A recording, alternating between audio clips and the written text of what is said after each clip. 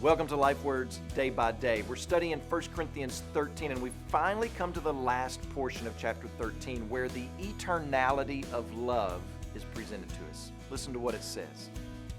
Love never ends. As for prophecies, they will pass away. As for tongues, they will cease. As for knowledge, it will pass away. For we know in part and we prophesy in part, but when the perfect comes, the partial will pass away. When I was a child, I spoke like a child, I thought like a child, I reasoned like a child. When I became a man, I gave up childish ways. For now we see in a mirror dimly, but then face to face. Now I know in part, but then I shall know fully, even as I have been fully known. So now faith, hope, and love abide, these three. But the greatest of these is love.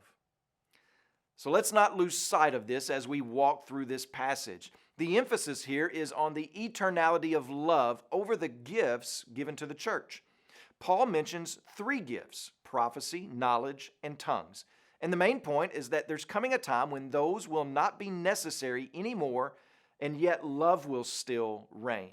There's coming a time when ministry within the church will not be necessary, prophecy will not be necessary, gaining understanding of mysteries and knowledge will not be necessary in the way that it's necessary in the church today. Now, one thing I do want to point out is the difference between how Paul speaks of prophecy and knowledge and tongues. Paul says that prophecy and knowledge will pass away. It's in the passive sense, and that means that something external will cause it to stop. Paul in verse 9 explains what that is when he says, "For we know in part, and we prophesy in part, but when the perfect comes, the partial will pass away." So when the perfect comes, prophecy and knowledge of mystery, they will no longer be necessary. But Paul says that tongues will cease. And the form of the verb that's used here means that tongues will cease of themselves. It won't be any outside agent acting on them that will cause them to cease, but they will just simply stop. This is one of the common explanations of why we Baptists do not believe that tongues are a legitimate sign gift anymore. Once the apostles had established the church and once the New Testament was completed, it seems that this miraculous gift of tongues was no longer mentioned or spoken of. I imagine that you even may have friends that belong to a denomination that practices the use of tongues.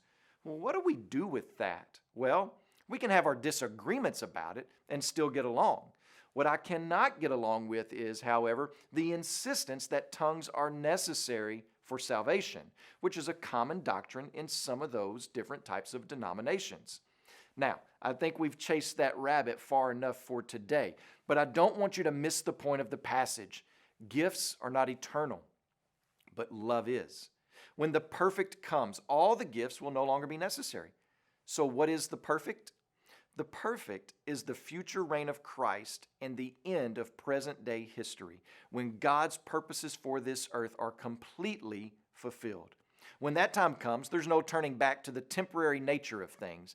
And Paul is saying that a day is coming when faith will be made sight. And in that day, there will be no longer gifts, but there will be love. It'll be the atmosphere of the age to come. And the church is the place that should look most like heaven today. Right now, we're in the pregame. And in this place, in your church, among your people, love of Christ and love for others is to be the atmosphere. When you pray today, please remember B.J. Sanders and his family, our missionaries in Papua New Guinea. And also remember the Ukrainian Life Word broadcast that's heard in Ukraine.